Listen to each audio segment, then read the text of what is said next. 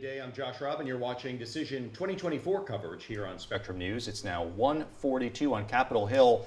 That's where former President Donald Trump is speaking after meeting with Republican lawmakers. Let's listen in. Our country, and we don't have success right now. We have inflation that's killing everybody. We have levels of inflation that nobody's seen for, they say 42 years, they say 53 years, and they say 75 years. I would say probably all of them are wrong. Probably we've never seen levels like this before. And we're going to end that. We're going to bring back our jobs. We're going to bring back common sense to government. We're going to have strong borders, and we're going to have people come into our country, but they're going to come in legally. They're not going to pour in from prisons all over South America and all over the world. And it's not just South America, by the way. It's all over the world. And we're not going to have them pour in from mental institutions, which is where they're coming from. Large numbers, and large numbers are terrorists, and we're not going to have this. So what's happening to our country is of great concern to the group of people standing alongside of me, and I just wanted to say that we have great unity, we have great common sense, a lot of very smart people in this room, and a lot of people that love our country. They love our country beyond just about all else. And the only thing that maybe supersedes it is their family and maybe their faith in certain instances, and that's very nice. But they want this country to be great again, and we're going to make it great again. And so I just want to thank the Republican Senate, and I want to thank also the House. We met, as you know, with the full House, Republican House today, and we had a tremendous meeting with them also, and there's great unity. Very similar, different topics actually, but not that different. And there's one thing in common. We want to make America great again. We want to make our country great again. We're a nation that's in decline. We're a declining nation. We're a nation that is being laughed at all over the world. We have a leader that's being laughed at all over the world. And we're going to turn it around. We're going to turn it around fast. The polls are looking like they're very strongly for us. And no matter where you look, in fact, a lot of states that people thought weren't in play are very strongly in play. Some were actually leading in. But we have to get elected. We have to take this beautiful place, and we have to make it really something very special again. Right now, it's not special. Right now, it's being scorned and being used as an example of when they look at the crime on the streets, when they look at all of the problems that we have, they're using us as a bad example of democracy, and they're getting away with murder, and we're not going to let it happen. So I just want to thank you for coming, and I want to thank everybody here. You're all either elected or you're going to be elected again and reelected, and I'm with every one of you, and you know that. I'll be with you always. And thank you very much for inviting me, and we're going to have great success. I think we're going to have a tremendous election. It's November 5th is very important, but we really start much earlier than that. You have North Carolina. As an example, you have North Carolina September 6th. You have Pennsylvania starts on September 22nd. These are things different from the old days. We had Election Day, and you had paper ballots, and you had voter ID. Unfortunately, maybe someday we'll get back to that, but you don't have that right now. But this is an outstanding group of people. I'm with them 1,000%. They're with me 1,000%. We agree just about on everything, and if there isn't, we work it out. And I've had a really great relationship with just about everybody here, and just about all of the senators. And if it wasn't fantastic, it gets worked out. And we have one thing in mind, and that's making our country great. So thank you all very much. We appreciate you being here. Thank you very much.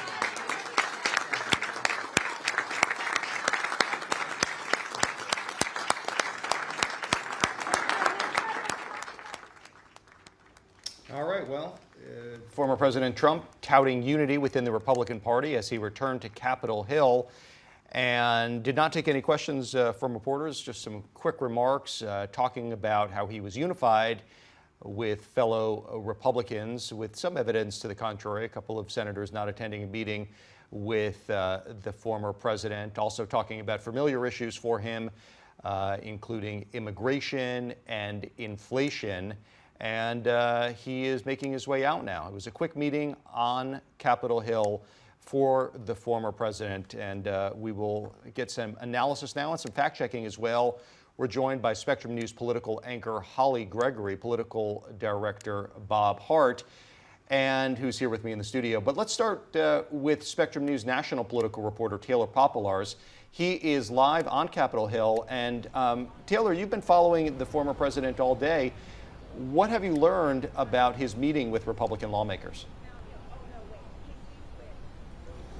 Well, Josh, the term love fest is often associated with Trump world. It's something the former president has said, used as a phrase over the years. And in many ways, I think you could sum up these meetings with both Senate Republicans and House Republicans as just that. The former president met with House Republicans on the other side of the Capitol complex earlier today. I spoke with one of them who was inside the room, Congressman Max Miller from Ohio. Here's a portion of what he told me the former president told them. He laid out a framework of what he's going to be working on if and when he wins and is president of the United States again. And it's pretty simple, Taylor. It is close the border, fight crime, make sure that there are no foreign wars, get our energy independence back online, make sure that there's no labor shortage within our country like there is now, and focus on our economy and get the national debt under control.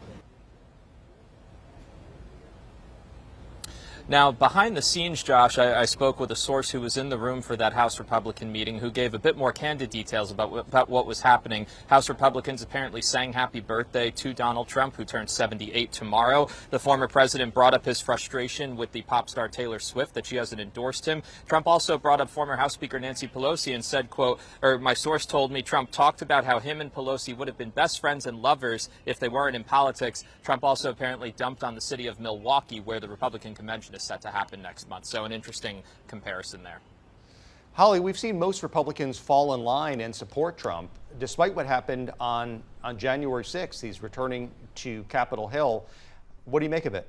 I think what you're seeing here is the evolution of Donald Trump and the Republican Party. I mean, you think back to when he just got into this game in 2015. It was drain the swamp. He was a one-man wrecking ball.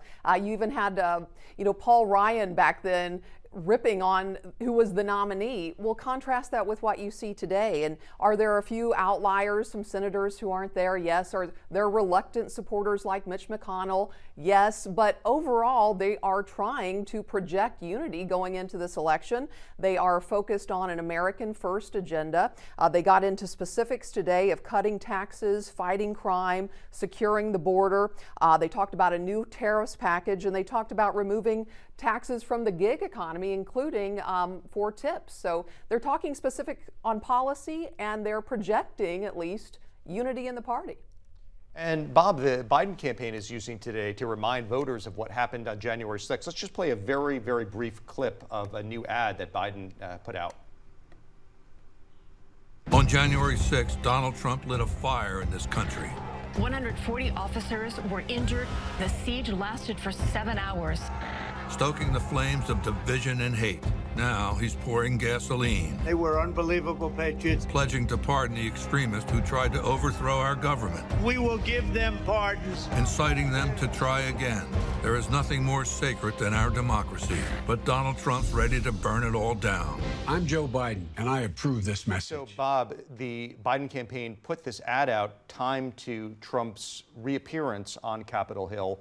What do you make of it? Do you think that January 6th still resonates with voters? I think it resonates with voters if you remind them about what happened. I was actually looking at for some old footage from January 6th, and I couldn't remember whether or not Capitol Police had their guns drawn in the House chambers. I just couldn't remember it, and I went and found some harrowing video. So I think that's what the Biden political team wants to remind people, that Donald Trump, the last time he was on Capitol Hill, he was telling protesters, let's fight like hell. And then unleashed basically complete chaos. And if it weren't for the bravery of some of those Capitol Police members, who knows what would have happened? You had Democrats and Republicans cowering for cover in the House chambers that day. And your reaction to what the former president said in his remarks there? Now, Donald Trump has been saying this on the campaign trail for the last few months. It's very negative. We're a declining nation. We're laughed at around the world. We were a special country. Right now, it's not special. I don't think this is necessarily a winning game plan. When Ronald Reagan beat a sitting president, Jimmy Carter, there was a lot of positivity. And you're not really hearing that from Donald Trump. He's really sort of running down the country and where we are right now. You need to give voters some positivity as well. And right now you hear from Donald Trump that he's going to get back at his political enemies, and that the country is in complete shambles. Yeah. And you need to sort of pivot on that, because that isn't necessarily a winning message for a politician. Well, and just a fact check as well is that inflation certainly has been very high. It's not been at record levels in recent years. It's been higher previously. Additionally, inflation over the last month was actually flat. Just putting that out there. It's still look. It's still too high for a lot of people, but it's not at the levels that he's talking about. But No. I mean, if you look at the late 70s and early 80s, the Jimmy Carter, early Ronald Reagan era, inflation was much higher, which is not what the former president was saying there in front of those Republican senators. Well, speaking of kind of saying that the situation in this country isn't good, Taylor, the Republican National Convention is happening next month. That's in the city of Milwaukee. And as you mentioned, but it was at the end there, I wanted you to repeat that. What did he say about Milwaukee?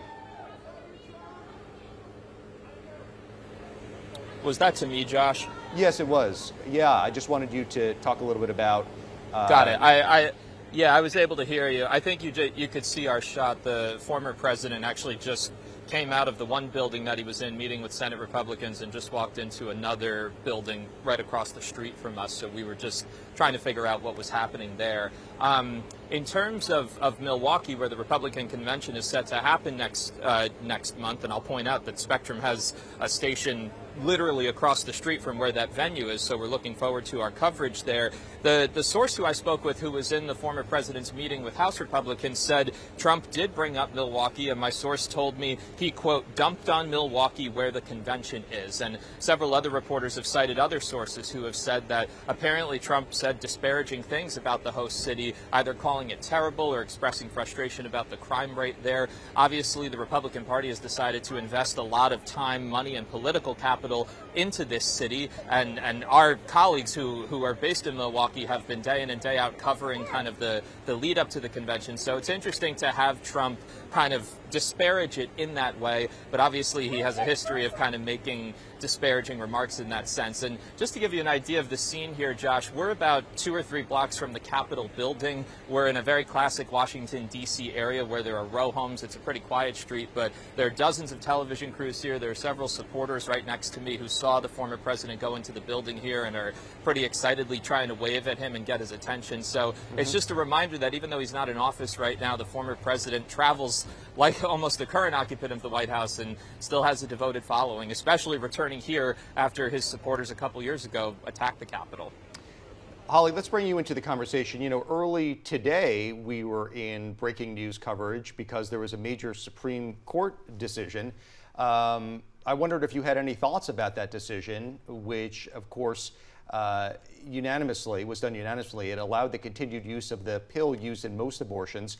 It was done based upon standing, rejecting the standing of those who brought the case. Do you have any thoughts about how that might affect this presidential election? I would imagine that very quietly and behind closed doors, Republicans are probably breathing a sigh of relief over that this pill will remain on the market so that they don't have, another issue for Democrats to be able to beat them up over, because they know that if the conversation is on restricting abortion, that's a conversation that they are not winning on. And there reportedly was some talk about that today with Trump and lawmakers. Oh, well, unfortunately, Holly, we've lost your audio. Bob, let's turn to you. We're still in primary season, actually. That's the presumptive Republican nominee. There are primaries going on all over the country, including here in New York, some very competitive primaries. Do you have any thought about how Trump plays both among Democrats and Republicans as primary voters head to the polls? I mean, most of the Trump Republicans are winning in the primaries. In the New Jersey Senate primary, you saw the more moderate Republican actually win. But for the most part, the candidates' rhetoric there is basically, if they're not kissing the Trump ring, they're at least touching it. and you're really seeing from almost all the candidates, Larry Hogan is an exception in Maryland, is running for Senate there. Most of them are basically playing political footsie with him, with a few exceptions. Taylor, very briefly, do we know where the former president is heading after this, or what he's doing now? We don't know precisely, Josh. I know there is a birthday party scheduled for him down at his Mar-a-Lago resort in Florida tomorrow when he's turning 78. I believe this was his last stop during his schedule here in Washington today. Oh, okay. Bob Hart, Holly Gregory, and Taylor Popolars, thanks so much for your time today. Thanks at home for watching. More news right now here on Spectrum News.